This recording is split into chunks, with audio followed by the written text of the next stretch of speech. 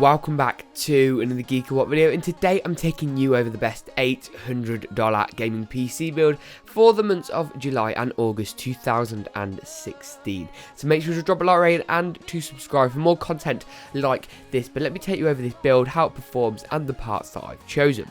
This build will smash the latest AAA titles at 1080p. You can get a bit of ambient occlusion, you'll get well over 60 frames per second. You can even turn anti-aliasing and textures up a little bit. Not to mention its great performance in Overwatch, Battlefield 4, the upcoming Battlefield Hardline, and some crazy performance in some of the slightly older titles, yet more popular ones, such as GTA 5, CSGO, World of Warcraft, League of Legends. It's going to get over 100 frames per second in basically all of those games. So to kick it off with the CPU. The CPU I went for was Intel's Core i5-6500. It's a 3.2 GHz quad-core CPU.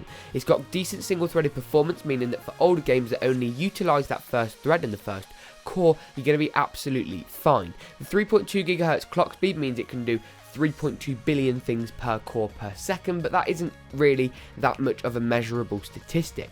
This CPU isn't overclockable, but the 3.2 GHz clock speed is absolutely fine for a bit of gaming and that kind of thing. Not to mention, overclocking doesn't warrant normally the best price to performance ratio. The motherboard I chose was Gigabyte's GAH110M-A. Now this is where you save some money by not going for an overclocking CPU. If you went for an overclocking ready CPU, you'd need an aftermarket CPU cooler, and you'd also need a Z170 motherboard, which are about double the price that this is. This motherboard is very capable. It comes in a nice sleek design. It's got USB 3, PCI 3, plenty of SATA 3 6 gigabit per second ports for loads of hard drives and SSDs and that kind of thing, and just has everything that you need right on it. For the RAM, Kingston's HyperX Fury Black was a great option. DDR4-2133 is fine for gaming. You may find that you get slightly extra performance with faster RAM, but it doesn't make that much of a tangible difference, and you can get this in black, white, red or blue. Plus there's room for upgrades as well. By just having one DIMM, you could go and pick up to another 3 DIMMs of this to give you 32 GB of RAM in this build. For the storage, OCZ's Trion 150 240GB solid state drive was the perfect option. It's cheap, it's fast, affordable, it's got everything you need, it looks good, and it's what you're going to install Windows and your most frequently used games and applications on. 120GB purely isn't enough in an SSD anymore, well, not for my needs anyway, so a 240GB drive gives you plenty of room. Not to mention it's more reliable than a hard drive and should last quite a long time. Talking of hard drives, 240GB of SSD storage really isn't enough to keep your massive Steam libraries, your movies, your music, all that kind of thing. So Seagate's Barracuda 1TB hard drive comes in at 7200 RPM speed, so it's as fast as mainstream consumer hard drives get, and it comes in a 3.5-inch form factor, which is exactly what our case is going to support and is the mainstream and the main kind of certified standard for hard drives.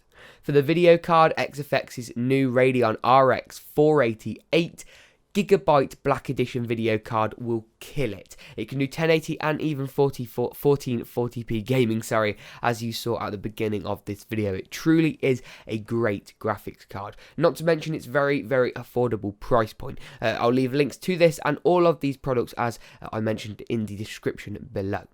For the case, the NZXT S340 comes in either black and blue, black and red, white, or black and green Razor Edition. It's a really nice case, and it takes some of the features from NZXT's higher end H440 and brings them down to a much more budget oriented price point. This has to be one of my favourite, if not my favourite cases that was released in 2015, and it still holds up strong in 2016. It's got a great design, great front panel connectivity. What more could you need? For the power supply, EVGA Supernova NEX 750W is an 80+ bronze certified semi-modular unit. You don't need nearly 750 watts, and this build only consumes 310 watts, meaning you've got enough capacity for another graphics card, another couple of hard drives, some new RAM, and even a new CPU later on down the line with no problems whatsoever. If you do want to overclock your graphics card, you've got loads of room to do that as well, and EVGA are a very reputable power supply brand. Apologies for my cold in this video, but I really do hope you enjoyed this build. I'll leave links to everything down below. Make sure to drop a like rating and to subscribe if you did enjoy this video, and as always, we will see you in the next GeekaWhat video.